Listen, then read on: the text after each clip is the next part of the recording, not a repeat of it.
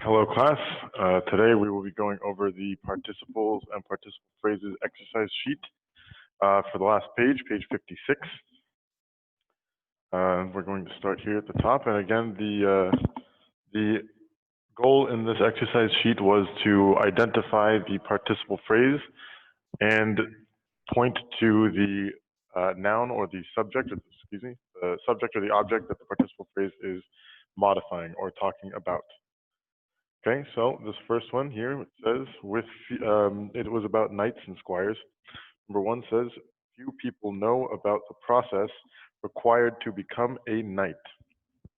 So right here, you were to underline this phrase here, required to become a knight.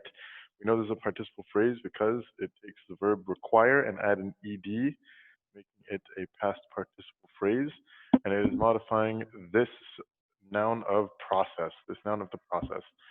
So few people know about the process required to become a knight.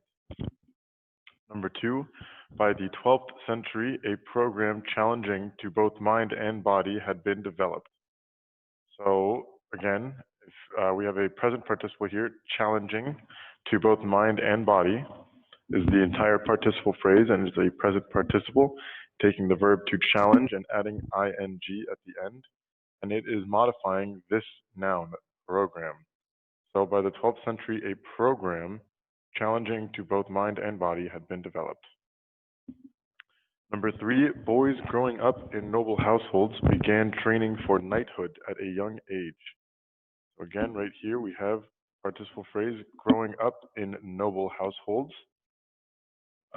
And once you see a new verb here, began, you know that's the end of the participle phrase. So it's just this here is the participle phrase, and it's a present participle because we take the verb to grow and add ing.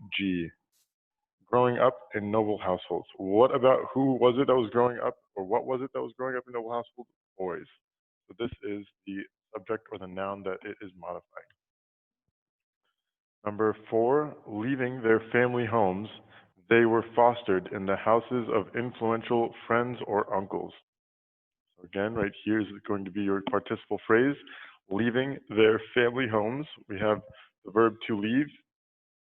We add an ing to the end of it. Their family homes, they, that's talking about the knights or the squires, is the pronoun, so it's a noun still, type of noun. They were fostered into the houses of influential friends or uncles. So notice it's not modifying friends, and it's not modifying uncles, it's not modifying houses. It is modifying they, right? So this phrase is modifying what they did. They were fostered in the houses of influential friends or uncles. Number five, the boys learned etiquette, cared for horses, and exercised to build the musculature needed to carry heavy arms. So this here is going to be your participle phrase. This is taking the verb to need and adding ed to the end of it. Needed. So it needed to carry heavy arms. So it's saying that they needed, what did they need? They needed the musculature. So this is the noun. Musculature just means like the body or the arms or the muscles. So the boys learned etiquette, cared for horses, and exercised to build the muscles required is another word you can use. Needed to carry heavy arms. Heavy arms is like weapons, heavy weapons, because they were carrying, swords and armor and all this stuff. Number six, demonstrating his ability to hunt, fence, and ride, a 14-year-old boy became a squire. So again, we know that this is a participle phrase because it starts to demonstrate and adds an ing, demonstrating his ability to hunt, fence, and ride. So this whole thing is a participle phrase because all of this hunt, fence, and ride are all still giving more information on what it is they were demonstrating. And the subject that this is modifying is a 14-year-old. So a 14-year-old, you could also say a teenager or a student. Another way of saying any of these. A 14-year-old became a squire. Number seven, at about the age of 21, well trained in arts of defense, the young man was ready to undergo initiation into knighthood. Okay, so this one is a little bit more difficult to identify because it's sort of a hyphenated word, but here, well-trained is going to be your participle verb, so well-trained in arts of defense, and it is modifying the noun young man. The young man was ready to undergo initiation into knighthood. Number 8, the ritual usually began when the squire, freshly bathed, put on ceremonial robes of white and red. This one, so bathe, to take a shower. We are making a past participle out of this. So freshly bathed, somebody that is freshly cleaned, somebody that had just cleaned. So the ritual usually began when the squire. So notice that this phrase is coming after the noun, which is totally acceptable. Participle phrase can come after the noun, but also notice that it is separated by commas here. So the ritual usually began when the squire, which is the noun, and it's going to be modified by this phrase here, freshly bathed, put on ceremonial robes of white and red. Number 9, he spent the night in the chapel and offered his sword, blessed by a priest, to the service of his lord. So again, notice this is coming after the subject that it's modifying. The phrase here, participle phrase, is blessed by a priest.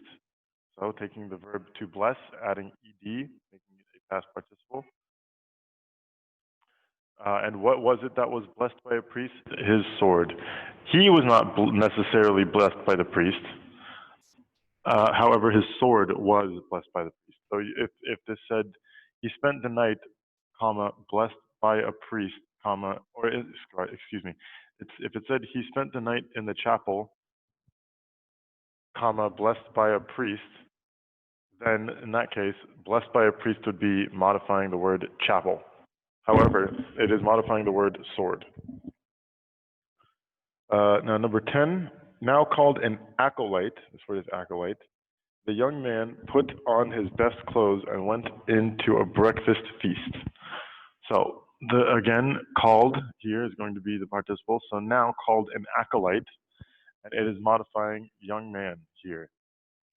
So the participle phrase is now called an acolyte, taking the verb to call or to call someone or to call something, adding ed, making it a past participle.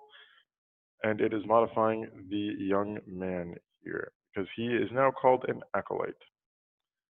That's all for participles and participle phrases.